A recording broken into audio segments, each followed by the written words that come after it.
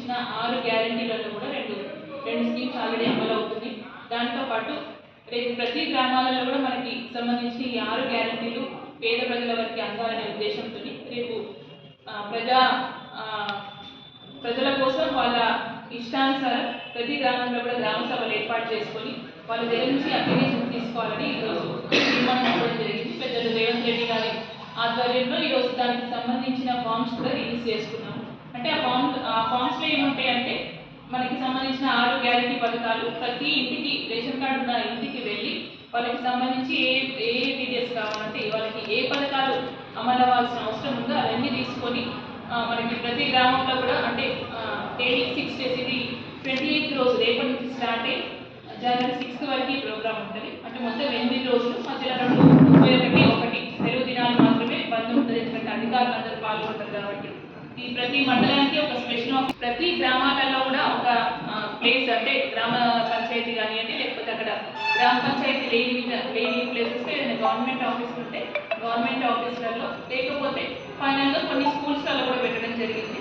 ఆ స్కూల్స్కి ఆ రోజు లోకల్ హాలిడే డిక్లేర్ చేసుకొని ఈ ప్రోగ్రామ్ ఏర్పాటు చేసుకోవడం జరుగుతుంది ప్రజల కోసం. ఎందుకంటే ప్రజలు ప్రతి ఒక్కరు ఇక్కడ ఆఫీస్లకు వచ్చి అప్లికేషన్లు ఇవ్వాలన్నా వాళ్ళకి ఇబ్బంది అవుతుంది, కష్టం కాకూడదనే ఉద్దేశంతో పెద్దలు సీఎం గారు తీసుకున్న నిర్ణయం ప్రకారం రేపు ప్రతి గ్రామానికి ఒక 100 హౌస్ హోల్డ్స్ ఉంటే ఒక కౌంటర్ ఏర్పాటు చేసుకుంటూ అక్కడ ఉన్న ఎంత జనాభాను బట్టి ఎన్ని కౌంటర్లు ఓపెన్ చేసుకోవాలో అన్ని కౌంటర్స్ పెట్టుకొని అప్లికేషన్స్ అన్ని స్వీకరిస్తాము. తర్వాత ఈ అప్లికేషన్స్ని ఎట్లా అంటే వాళ్ళకి ఏ విధంగా పథకాలు అమలు చేయాలన్నది వాళ్ళ అంటే ఫైనాన్షియల్ స్టేటస్ ఇవన్నీ చూసుకొని ఇవ్వడం జరుగుతుంది. అంటే చాలామంది కొన్ని క్వశ్చన్స్ ఏంటంటే రేషన్ కార్డులు ఉన్న వాళ్ళకి మాత్రమే ఈ ఫామ్స్ ఇస్తారు, లేని వాళ్ళకి సమస్య అని కొన్ని క్వశ్చన్స్ వచ్చినాయి. వాళ్ళకు ఒక స్పష్టత ఇవ్వడం జరిగింది. రేషన్ కార్డు లేకపోయినప్పటికీ ఒక వైట్ పేపర్ మీద వాళ్ళకి రేషన్ కార్డు అవసరం ఉంది, అలాగే ఈ 6 గ్యారెంటీలు కూడా అవసరం ఉన్నాయని ఒక అప్లికేషన్ ఇచ్చి సపరేట్ కౌంటర్ కూడా దానికి పెట్టడం జరిగింది. సో ప్రజలు ఎవ్వరూ ఇబ్బంది పడాల్సిన అవసరం లేదు. ప్రతి గ్రామంలో కూడా రోజు 4 గ్రామాల లెక్క మొత్తం 8 రోజులలో అన్ని గ్రామాలు కూడా కంప్లీట్ చేస్తాం. ఒకవేళ గ్రామంలో అంటే కొన్ని విలేజ్ వాళ్ళు సెటిలర్స్ ఉంటారు, ఆ గ్రామంలో ఆ రోజు లేకపోయిన వాళ్ళకి కూడా మండల పరిషత్లో అంటే మండలానికి ఒక ఆఫీసర్ని అబ్జర్వర్ని మనం ఒక పెట్టినాం కాబట్టి వాళ్ళకి అప్లికేషన్స్ ఇస్తూ కూడా తీసుకోవడం జరుగుతుంది. ప్రజలు ఎవ్వరూ దీంట్లో ఇబ్బంది పడాల్సిన అవసరం లేదు. ప్రతి గ్రామానికి కూడా అరేంజ్మెంట్స్ ఆల్రెడీ జరిగినాయి. అక్కడికి కావాల్సినంత వాళ్ళకి అరేంజ్మెంట్స్ అన్ని కూడా ఆల్రెడీ సెట్ చేసుకోవడం జరిగింది. అలాగే మున్సిపాలిటీలో కూడా ప్రతి వార్డులో అంటే రోజుకు ఒక 6 వార్డుల లెక్కలో మొత్తం అన్ని వార్డ్స్ కూడా కవర్ చేస్తాం.